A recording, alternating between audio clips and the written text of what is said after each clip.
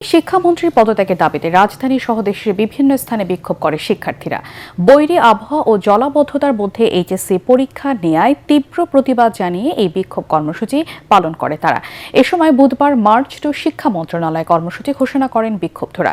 রাজধানীর উত্তরা, মিরপুর ও সায়েন্স ল্যাবে একযোগে শিক্ষার্থীরা কর্মসূচি পালন করায় তীব্র ভোগান্তিতে পড়েন নগরবাসী। ইমদাদুল্লাহ বাবুর রিপোর্ট।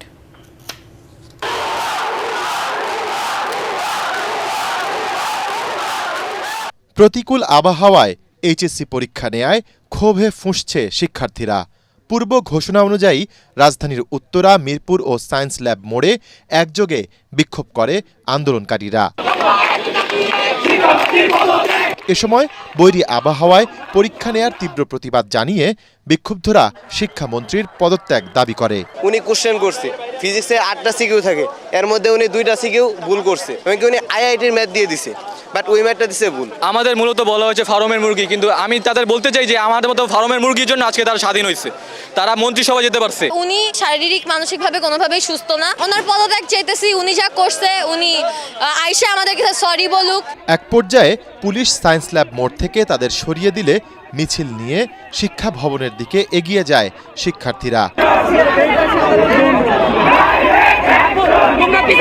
পথে ঢাকা বিশ্ববিদ্যালয়ের প্রশাসনিক ভবনের সামনে চলছিল প্রধানমন্ত্রীর অনুষ্ঠান।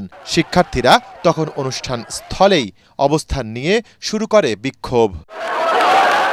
এমন পরিস্থিতিতে শিক্ষার্থীদের সাথে আলোচনা করতে আসেন ছাত্রদলের সাধারণ সম্পাদক নাসির উদ্দিন নাসির। তিনি শিক্ষার্থীদের ঢাকা বিশ্ববিদ্যালয় ত্যাগ করতে বললে বিক্ষুব্ধ হয়ে ওঠে আন্দোলনকারীরা। তাদের যদি কোনো বক্তব্য থাকে এই বিষয়ে তারা মন্ত্রণালয়ের সাথে কথা বলতে পারে, প্রতিনিধি নির্বাচন করুক, আমরা তাদেরকে নিয়ে যাব। কেউ যেন পিছন থেকে কোনো উদ্দেশ্য হাসিল না করতে পারে, সেজন্য তাদেরকে আমরা সতর্ক করেছি। আমরা চাইবো যে তারা যেন তাদের দলের স্বার্থে আমাদের ক্যারিয়ারের উপর আমাদের ক্যারিয়ারটা ধ্বংস না করে। আমরা মানসিকভাবে অশান্তিতে আছি, এখন যদি এই মানসিক অশান্তির কারণে আমরা যদি সুইসাইড করি বা আমরা আত্মহত্যা করি, আমাদের এই যে দায়ভারটাকে আমাদের রাষ্ট্র নেবে। পরে সেখান থেকে অবস্থান বদলে আবারও সায়েন্স ল্যাব মোড়ে এসে সড়ক আটকে বিক্ষোভ করে তারা।